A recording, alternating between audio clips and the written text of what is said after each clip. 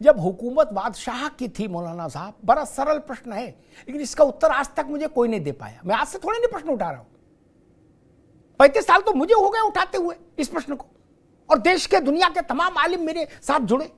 जब बादशाह के पास अथाह जमीन थी तो आपने काशी में सटा के मस्जिद क्यों बनाई?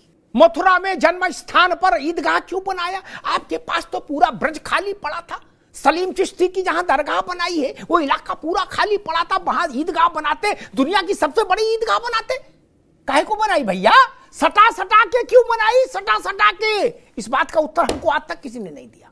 इस बात का उत्तर दे देंगे तो आपकी नीयत पर सवाल उठेगा। हमको मालूम है जन्नत की हकीकत, हमको मालूम है कि आपने सटा के क्यों बनाई, आप क्या सिद्ध करना चाहते थे।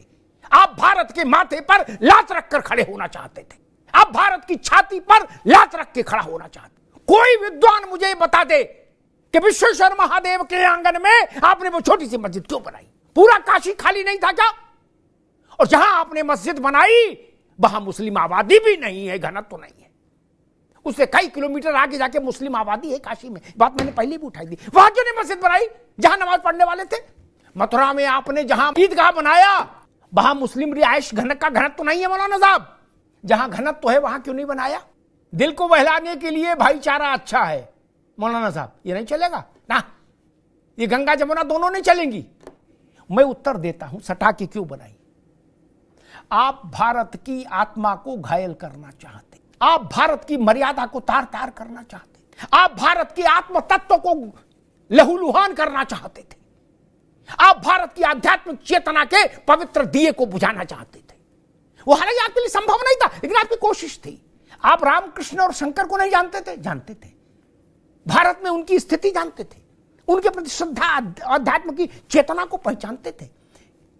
काशी, मथुरा और अयोध्या भारत की राजनीतिक राजधानियां नहीं थी, भारत के आर्थिक केंद्र नहीं थे। फिर आप सब लोग वहां आए किस लिए? कबड्डी खेलने? नहीं ना। दुनिया के किसी इलाके में ज्ञान वापी नाम से कोई दूसरी मस्जिद है क्या? कहीं हो तो बता दीजिए। और जिसको आपने फब्बारा का, मैंने मौलाना साहब से एक बार कहा था कि आपने अपने वजू घर में जिसको इस दुनिया का सनातन धर्मी विश्वेश्वर महादेव का श्री विग्रह मानता है, वहां आप कुल्ला करते रहे, वजू अपना मेल धोते रहे। और आज भी अगर सुप्रीम कोर्ट उसको रोकता नहीं तो आप वही प्रक्रिया जारी रखते। और कल अगर जांच में साबित हो गया कि वो शिवलिंग था, है, तो मौलाना साहब मुंह दिखाने के लायक नहीं रहेंगे लोग। ये हिंदू कैसे सहन करेगा कि 400 साल उसके शिवलिंग पर लोग कुल्ला करते रहे? कैसे सहन करेगा?